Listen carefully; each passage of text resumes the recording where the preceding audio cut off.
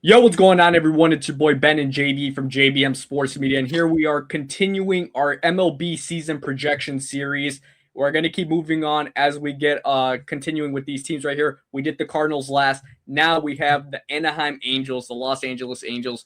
JB, right off the bat, we're starting off with the lineup going into the rotation, then the bullpen, and obviously we finish off with the over/under win total.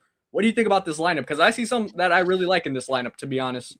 Yeah, this lineup is not, I'm not going to say it's going to be a really good lineup, but they have a chance to be a formidable lineup. I mean, Zach Neto has come into his own. He's done really well at shortstop, and he's proved he's got some pop. Nolan Shanuel, to me, is going to be a star in this league. I think he's going to be a really good first baseman. I think he's got some pop from the left-handed side. I really like Nolan Shanuel a lot. And, I mean, do I have to even talk about Mike Trout? I mean, if this guy could stay healthy and just give them 100 games, I mean, it'll be a win. It's Facts. this is great for baseball. If he could stay on the field for 100 games, it'd be great for baseball. And I just like to see him be healthy for the remainder of his career. Yoan Moncada, when is he ever going to reach his potential? This guy could have been a third baseman that should have been top 5 every year. He had that Yeah. potential, and it just hasn't been that way. And he's kind of been a journeyman now, moving into. I think this is his second year as an Angel. So let's see what happens with that. Joe Adell, another guy that took so long to come around. Still not, the best, but he's got some power. Josh Lowe, solid. Jorge Soler, some pop at the end of this lineup. Logan O'Hoppe, to me, is a really formidable catcher. Could be a top 10 catcher in the American League if he could get right. And Christian Moore, moving into his second season, he wasn't fully used in his first season. Sporadically, kind of pinch hitting, and Yeah. but I think he's got a lot of upside. I do think he's got a lot of upside. He could be a really nice piece in that infield for the Angels to come. With their future. But obviously it's going to be a long season for them as well. I think Artie Moreno, to me, I think he's trash. I think he's a Yankee wannabe, naming the stadium, Angel Stadium and just trying to be a Yankee boy. I don't know what his problem is. He's run this team into the ground, honestly. I think he's made some bad business deals. I think he's made some bad decisions. Anthony Rendon, do we ever have to talk about that jobber? Thank God he's off the squad. Guy doesn't even like playing baseball. I mean, you have guys that were on your team that don't even like playing baseball. So finally, he got rid of the garbage that was in this lineup and in that organization. I think Artie Moreno, to me, is the bigger problem. I really do. I think he's the bigger problem in this whole grand scheme of things. But hopefully this lineup could give the fans something to clap their hands about this year for 2026. Yeah, this lineup right here, I actually don't think it's an issue whatsoever. I think this is a very quality lineup. I mean, look, they have very quality pieces. Zach Neto, who could questionably be an all-star. Nolan Shanuel, who I think is above average player. Mike Trout, if he stays healthy and he gives you some good production, at bare minimum, he's an all-star.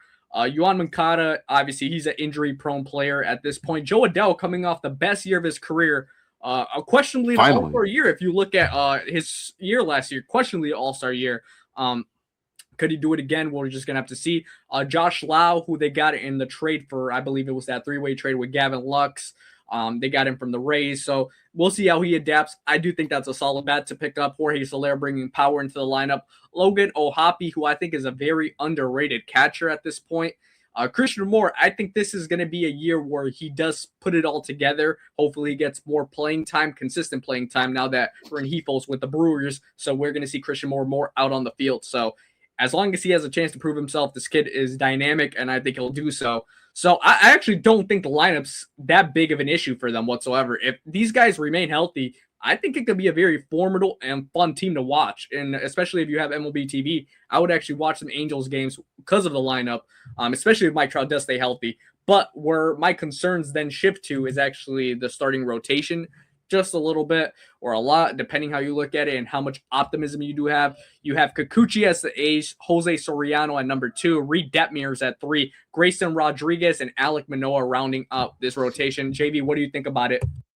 Well, obviously, let's dive into the top of this rotation. Kikuchi is not the problem. I think he's going to give you solid outings. He's going to take the ball every 5 days. This guy's definitely a workhorse for that organization, and they gave him big money for a reason to try to be that stability, that stabilized piece in the top of that rotation. Jose Soriano, he's got a lot of upside too as a righty. I think he could give them some good innings. I don't know if I like him in the 2 spot, but I guess you kind of have to put him there because Reed Detmers is in a 2. I'm surprised he's actually a 3 right now, but you have to put him there because you don't know what you're going to get from Grayson Rodriguez. Is he going to be injury prone again? Can he give you a full season? Can he at least give you 30 starts to make you feel like this was a trade that was worthwhile, getting him from Baltimore? And Alek Manoah, I mean, Alek Manoah has just been on a downward spiral for the last 2 or 3 seasons. He has not been good. Obviously, his last couple of years in Toronto were just not the best. And I honestly, I think there's not a lot of pressure on him to perform right now. I think he could be a really good 5-piece, for this Angels rotation. And I think this, like I said, there's not going to be that much pressure on him to perform. I think he just has to go out and be himself, and hopefully he could get that breaking stuff under control, because I think that's what's going to really make him successful, is setting up his fastball and his breaking pitches. So if Grayson Rodriguez can stay healthy, this could be a decent rotation on the back end of the rotation, but too many question marks. Again, like I said, Reed Detmers, question mark, Jose Soriano, question mark, and obviously the health and stability from your 4 and 5 guys. So we'll see what happens in 2026 with this rotation. Yeah, I think when you look at upside in this rotation, I still do believe in the talent that Grayson Rodriguez has. If he's healthy, I think you could go, depending the year that Taylor Ward has, obviously, but you could look at this trade as a W for the Angels, especially if he stays healthy, especially if he gives you a shit ton of quality starts throughout the year. I think that'll be a major plus right there. Jose Soriano, I actually think is a pretty decent pitcher. I think he'll give you 6 innings of work, maybe allow 3 or 4 runs, but if your offense is holding you within the game as well, his start's going to be meaningful. Reed Detmers, I really don't believe in. Alek Manoah, we'll see. Like you said, he doesn't have a lot of pressure this year, so maybe he'll perform better. And Kikuchi, I don't think he's the issue. He's the definition of a quality pitcher, if you ask me. I think that's the prime definition of one in Yusei Kikuchi, but it's not the worst. It's not the worst. I think this is the best rotation they've had in some years, I'll say that. It's just, how is it all going to translate throughout a full MLB calendar year?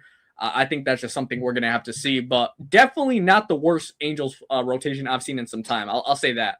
But now, obviously, heading into looking at the Angels bullpen for 2026, they actually have 3 closers set up on Fangraphs. They have Robert Stevenson, Drew Pomeranz, who had a very good year with the Cubs, Kirby Yates, who they did get. They got Jordan Romano, Brent Suter from the Reds, Jose Fermin, Chase Salseth, and honestly, these are just, name guys that I feel like, could be impactful in this bullpen. But what do you think about it? Listen, I like the fact that they got Robert Stevenson. I thought that was a really bold move to shore up the 9th inning for them. And like you said, they have 2 other closers in this bullpen with Drew Pomeranz and Kirby Yates. If Kirby Yates can stay healthy, and be somewhat formidable, I think that's a nice little piece to have to bridge that gap in the 7th and 8th inning. You have 3 nice pieces there. I like Jordan Romano. I think it's going to be a season where maybe he could, revitalize his career. I know he was a closer in Toronto, and that kind of didn't work out. And now he's in the middle relief role with this team. Brent Suter and Jose Fermin, I'd like to see what they're going to produce. I like Jose Fermin. I think he's a solid middle reliever, and Brent Suter is, going to be one of their left-handed specialists coming out of the pen. So I don't think the pen is all that awful. I think they're just going to have to really pitch and get big outs and try to prove it to themselves that they could be a formidable bullpen. But I do think they're going to find themselves overused due to the fact that the bottom of their starting rotation, could hit some bumps in the road, which causes them to get burnt out in the middle of the year, where they see themselves in a lot of games where they're entering in the 4th and 5th inning. Absolutely. One thing I do want to add to the rotation more so is their pitcher that they drafted. I think it was 3rd overall or 2nd overall last year, Tyler Bremner. We know how Angels work in their organization with bringing up prospects fairly quickly. So maybe there's a chance you see him in the rotation, even though he's just been in rookie ball. So Christian Moore was drafted 2 years ago, and then he was up net last year. So they like to push up these prospects fairly quickly. Same thing happened to Caden Dana, who could be in this rotation eventually as well, depending how Manoah and Detmers either fizzle out. Detmers were really good in the bullpen, actually, for the Angels. So maybe if he's not really doing it as a part of that starting rotation, he goes back to the bullpen, add a lefty in the bullpen. Just a thought for mine, but I think, there are bright spots with the LA Angel this year. So now it's time to go over the win total for the LA Angels, brought to you by FanDuel right here. And the over-under line right here is 70.5 for the Los Angeles Angels regular season win total in 2026. JD, what you got? I have them going over, actually. I see them winning 74 games this year. I do think they'll crack it a little bit. I don't think it's going to be that much, that much over. I'll give them 3.5 wins more than the total. So I'm going to say 74 wins for this Angels team, and I do think it's going to be, because of their offense that they get to that point. Like I said, if they get a couple of more injuries in this lineup for some reason, God forbid, I think that's when obviously things will go south. But for the most part, if they stay healthy, this team should be able to win 74 games. I'm going to go over as well. I'm going to go with a solid 75 wins for the LA Angels this year. I think it's a very solid number because the talent is there. I think it just matters two things: health, and just as well, will that bullpen get overworked early on in the year? That's my two big concerns. Yeah, but that's a big concern. I think for them to be favored to go under, it's a little bit surprising. I think this line is a little bit low, not that low, but just a tiny bit low, if you ask me. Yeah, and you know what? I think it's because, like you said, that bullpen could be overused, and the bottom of that rotation has too many question marks. With Manoah obviously in the 5 spot, what's going to happen with Reed Detmers? So obviously, if those guys aren't doing well, that number could be affected. But if they do somewhat well and they're somewhat formidable, they don't have to be superstars. They could just be, very good, solid starters. And if they are able to give the Angels some depth and help that bullpen out as well, where they're not getting crushed and have to enter the 4th and 5th inning, I think that they should be able to win 74 to 75 games this year, absolutely, without a doubt. Yeah, I think I'm for sure going to go with 75 wins. Lock that in. Hit the over. Obviously, as always, we want to know what you guys think in the comment section. What do you think? Angels over under 75.5, or should I say 70.5 win total? I have them at 75. JB has them at 74, so we're right there, similar. Let us know what you think in the comment section. As always, make sure to subscribe here on YouTube at JBM Sports Media. Make sure to follow us on TikTok and IG at JBM Sports Media. Until the next time, we'll see you guys later. Peace.